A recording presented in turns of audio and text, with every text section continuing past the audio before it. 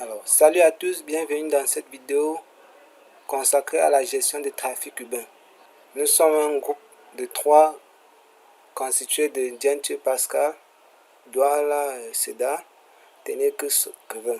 Dans ce projet, nous allons explorer la dataset du taxi enregistré en France afin de mieux cerner et comprendre le comportement des passagers.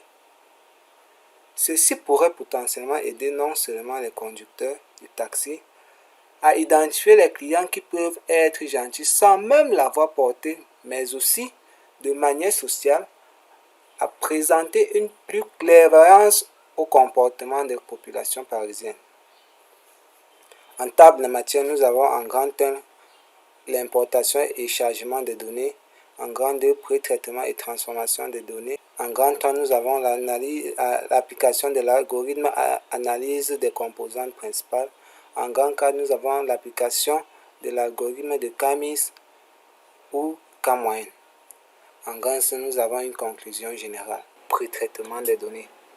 L'analyse invariée ici consiste tout simplement à analyser chaque variable, chaque série, de manière unique afin de ressortir les informations y afférentes, et supprimer les colonnes ou variables et indexer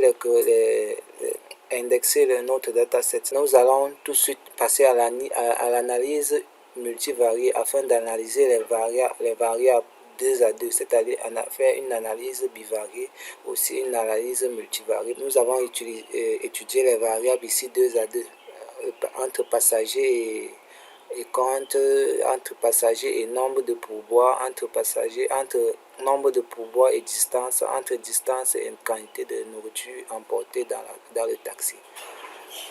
Alors, après cette analyse, nous avons fait recours à la corrélation de Spearman, qui consiste tout juste à ressortir les relations entre différentes variables 2 à 2 de manière numéraire, alors que ici c'était de manière graphique. On observe que de manière graphique. Et là, avec la méthode de Spearman, la corrélation de Spearman, nous constatons bien évidemment qu'il y a bien de choses à dire. Entre personnes et personnes, la relation est 100%. Bien sûr, nombre de personnes. Entre distance et distance, la relation est 100%. Il n'y a rien à dire.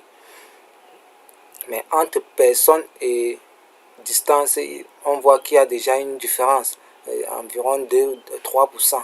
Donc on peut déjà comprendre que moins de personnes utilisent une forte distance, une grande distance. Alors, après cette analyse, nous allons passer tout simplement dans l'application de l'ACP pour réduire la quantité de données sans perdre les informations de la dataset.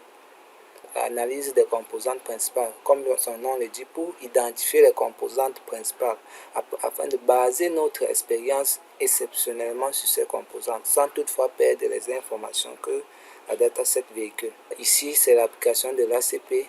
Et là, nous avons fait d'abord la fonction qui calcule le cercle de corrélation. Et ici, nous traçons le cercle de corrélation. Et qu'est-ce que le cercle de corrélation? Le cercle de corrélation dans notre contexte, le cercle de corrélation pour nous ici va nous permettre tout simplement de regrouper les différentes variables qui se ressemblent entre elles. Il y a une très forte différence entre les 3 variables contrairement au nombre de passagers.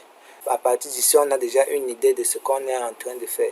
Et là, on sort notre premier plan factoriel pour en fait visualiser les différentes variables de manière graphique. Là, nous passons maintenant à la méthode K-MIS. En première position dans la méthode K-MIS, nous allons tracer la courbe d'inertie. Le nombre de clusters est entre 3 et 4. Ensuite, nous allons faire la table de contingence. Ici, la table de contingence permet de voir si le nombre de passagers influence la quantité de pourboire. En fait, la table de contingence ici, c'est entre le nombre de passagers et la quantité de pourboire, c'est-à-dire la quantité de bonnes mains. Ça, nous avons fait une conclusion générale et on constate quoi? À Paris, les hommes consomment beaucoup de nourriture dans les taxis, peut-être parce qu'ils sont tellement pressés. Deuxième constat, nous avons vu que plus le passager a une grande quantité de nourriture, plus il laisse les pourboires au chauffeur. Et aussi, les taxis ne sont pas empruntés pour une grande distance. Cette dataset a été téléchargée sur le site data.gov.fr. Merci.